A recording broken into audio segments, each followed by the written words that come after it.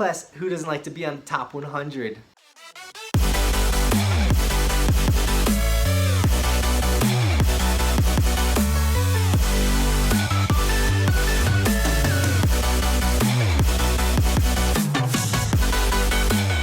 Ikon or Epic Pass?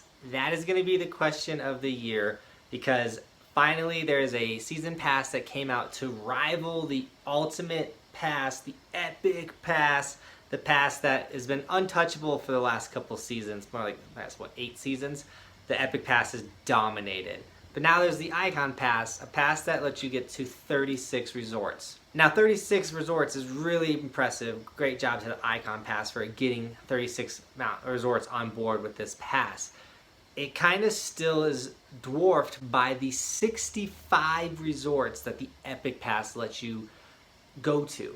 Now, unless you're super rich and you can travel the world easily, it kind of makes the Epic Pass kind of dumbed down a bit, because a lot of those resorts are not here in the United States. That being said, if you're in Europe or other countries, a lot of the resorts aren't there either. So it's such an epic pass, but you kind of have to have the moolah to get to a lot of those resorts. That being said, there are so many in the United States still.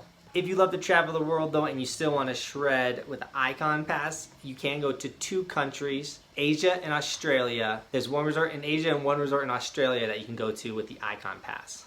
So we all know Vail has Vail, Beaver Creek, Breck, Keystone, Heavenly, Canyon / Park City. Like, those are some major resorts. But don't worry, like, the Ikon Pass is coming in with some heavy hitters. Top 4, obviously, you have Aspen, Winter Park, Steamboat, and Copper. Like, those 4 resorts alone are worth the Ikon Pass in itself, because those 4 resorts rock. Following those up, I mean, you got Mammoth, Jackson Hole, Big Sky. Dude, the list goes on of how many awesome resorts the Ikon Pass is going to give you.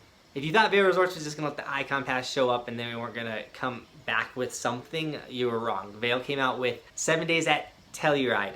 I've never been there, but that's a resort that I wanted to go to because apparently it's like super beautiful, and it's cool that they partnered up with Telluride, so a lot of benefits there. If you really want to dive into all the resorts, all the countries, all the nitty gritty, I'm going to link both pass websites in the description. Now let's get to my opinion, which one you should get. A lot of it comes down to where you live. If you live in Colorado, I truly think the Epic Pass is still one of the best to get because of how close Breck, Keystone, Vail, and Beaver Creek and A Basin are. They're literally all like right there. So if you live in Denver or anywhere kind of near it, to come up, you're almost doing the same drive, but you get the option for so many different resorts. Where with the Ikon Pass, you're either going a little further every time, you may be going a little shorter. Like, it's not, it makes a routine of coming up a little harder, but at the same time, like, that's not, if you don't mind driving, that's not the end of the world. The next thing you gotta look into is what kind of riding are you trying to do? Are you trying to go ride in the trees and do like some back bowls? Or are you trying to go to the park and progress in the park? Because at that point, you're kind of picking a resort. So like Copper is amazing for park progression. They literally have like the best start here, end here park progression out of any resort that I've been to. I haven't been to all of them, but I've been to a lot. I think Copper takes the cake on that. So if you're a beginner really wanting to learn how to ride the park, you can go to Copper. The Keystone does a pretty good job of like having their own progression park as well. The only thing with the Vail Resorts Mountain is you're going to get a very consistent park at every park you go to. For the Ikon Pass, I've literally only been to Copper Mountain, so I don't have too much of an opinion on the mountains. But if you're someone that has gone to Winter Park and gone to Breck, you can probably make that decision for yourself. Like, oh, I had way more fun at Breck because I like the town life as well as like the shredding. And things like that. That's something you got to consider. Now, both passes are expensive, but not expensive at all. Like, to think you get that much access for the price when a day pass is like $125, you're not going to make a wrong decision, period. And I think you should really take that into your consideration. So maybe call your buddies up and be like, yo, what pass you getting? And if everyone's saying Epic, then get the Epic. If more people are leaning towards the Ikon, then snag the Ikon. Either way, you're not going to have a bad season with either pass. I'm personally going to buy both passes this year. I'm going to drop bomb, tons of money going in on it. But I really want to experience all those other resorts that I haven't gone to because the value wasn't there. I wasn't going to spend $1,000 for a single resort pass when Vail was offering me so many options. For someone that's owned an Epic Pass for the last 8 seasons, I can tell you that I've totally gotten my money's worth out of it, and I love Vail and what they do. Another thing that Vail has over the Ikon Pass is to have the Epic Mix. That's a stat tracker, you can follow it. And for me, that's huge. I love challenging myself. I love picking goals. I love going for things. If you actually go on the Epic Mix Top 100, I'm number 53rd. Your boy's up there killing it. So that's just another thing. If you're going to be riding by yourself and you want to feel challenged, you want to feel like you have something to do on the mountain, you're not just there riding by yourself, the ability to track your vertical feet, to go after pins, all of that is a really cool feature that the Epic Pass is offering. I could see the Ikon Pass maybe trying to do something like that, but overall, I think that kind of gives an edge to the Epic Pass as well. Plus, who doesn't like to be on the top 100? One way to make the pass cheaper is actually both companies offer a lesser version of the pass that has the majority of the access with a couple blackout dates. And that'll take about $300 off of each pass, which is a pretty good chunk of change. So when it comes to Epic, I truly believe the Epic Local is the true pass to get, not the Epic Pass. Unless you're gonna be riding a lot in the Christmas time and you're trying to go to Vail or Beaver Creek, and you wanna go to Vail, Beaver Creek more than 10 times, and you want to go to Telluride, like that, those are the things that they're holding against you when you buy the Epic Local. But if you're riding Breck or Keystone mainly, then the Epic Local is definitely the pass to get. The Ikon Pass is a very similar pass where it's $300 less, you get unlimited access to 12 mountains opposed to the 14 that the Ikon offers.